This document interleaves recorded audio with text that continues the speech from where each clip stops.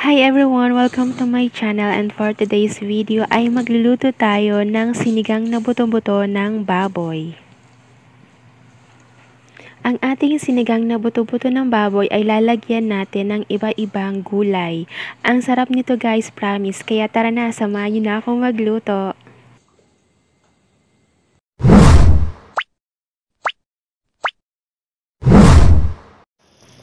Ayan, pinakuluan na natin ng 10 minuto ang buto-buto ng baboy. Pagkatapos natin pakuluan, hanguin natin ito at hugasan.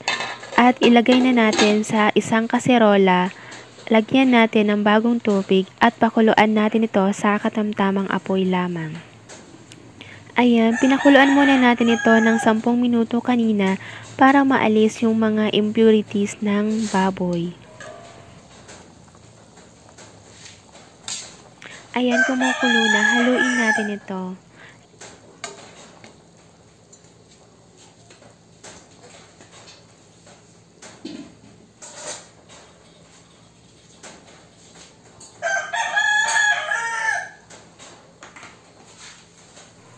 Lagyan na natin ito ng asin at paminta.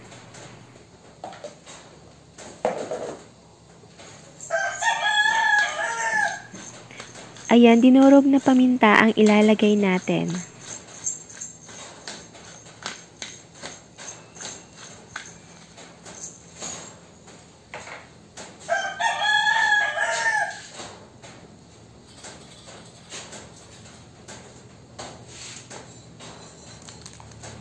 Lagyan na din natin ito ng hiniwang sibuyas, kamatis at bawang.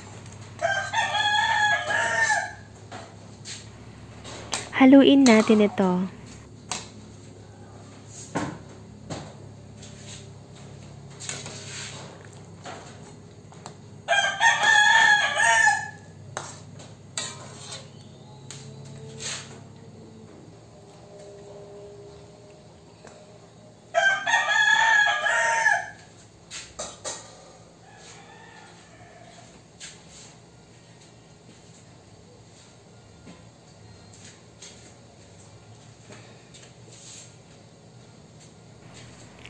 Ayan, dagdagan natin ito ng tubig kung kinakailangan.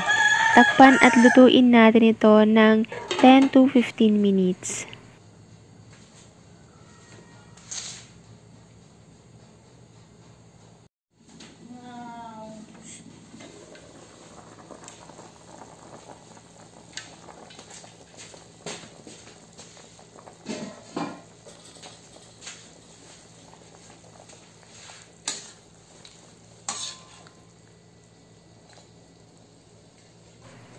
Ayan, pagkatapos ng 10 minuto, tingnan natin kung malambot na ba ang laman ng baboy.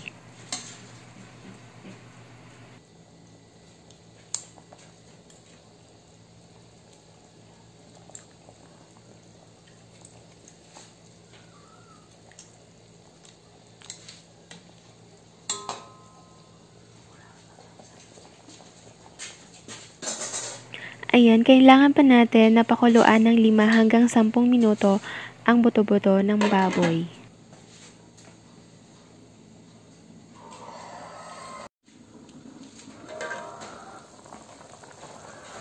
Ayan, pagkatapos ng 5 minuto, ilagay na natin ang hiniwang gabi. Takpan natin ito hanggang sa maluto na ang baboy. Ayan, pagkatapos ng 5 minuto, lagyan natin ito ng pork cube.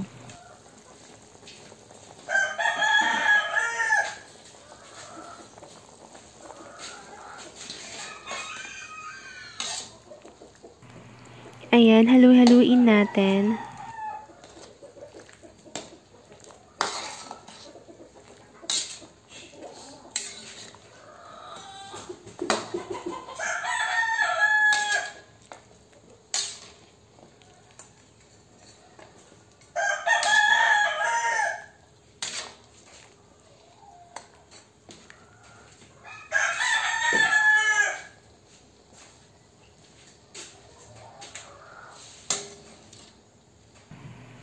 Ayan, malambot na ang laman ng baboy.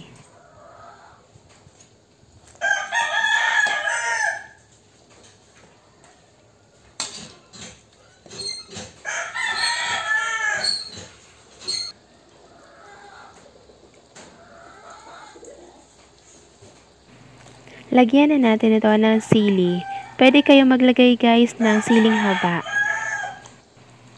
Maglagay na rin tayo ng okra.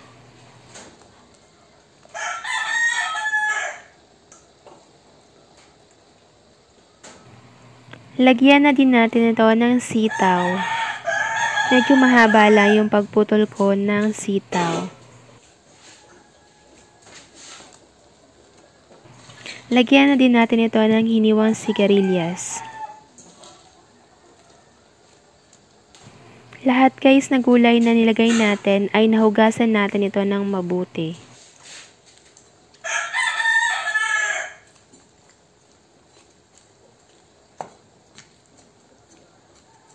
Ayan, haluin natin ng bahagya at takpan na natin ito at lutuin ng 6 hanggang 8 minuto.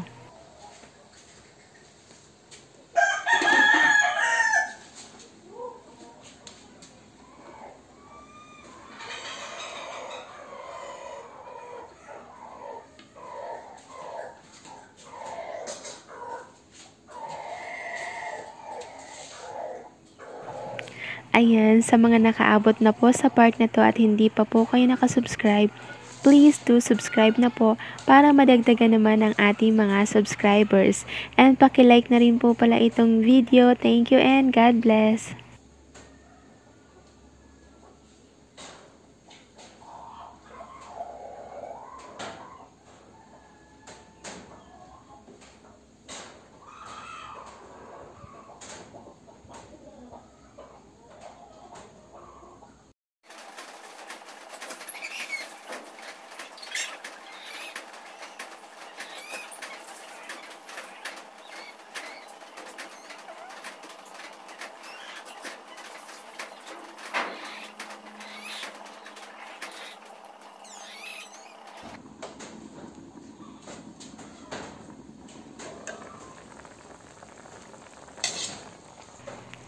Ayan, pagkatapos ng 8 minuto, haluin natin ito.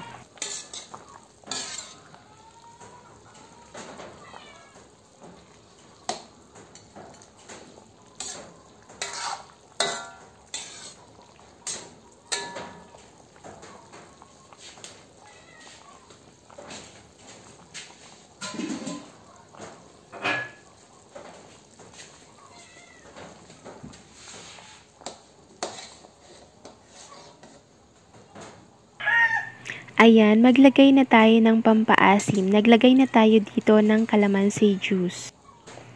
Pwede rin kayo guys maglagay ng mga sinigang mix, yung mga nakapack na nabibili sa supermarket. Ayan, haluin lang natin ito ng dahan-dahan para hindi madurog ang ating mga gulay.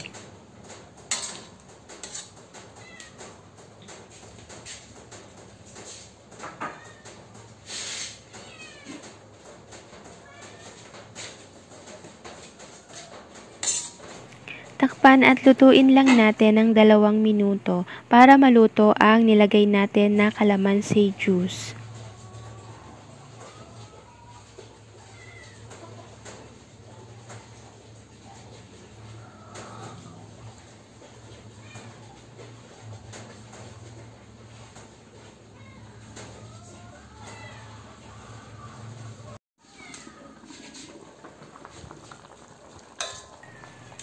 Ayan, pagkatapos ng 2 minuto, tikman na natin kung okay na ang lasa. Kung kulang pa sa asin or patis, maglagay na lang din tayo. Ayan, tapos na tayo magluto. I-off na natin ang apoy at iserve na natin ito habang mainit pa with rice.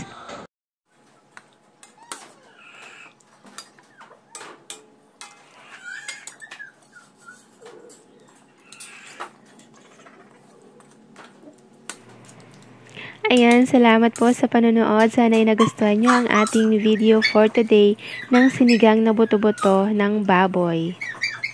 And please don't forget to like, share, and subscribe. Bye!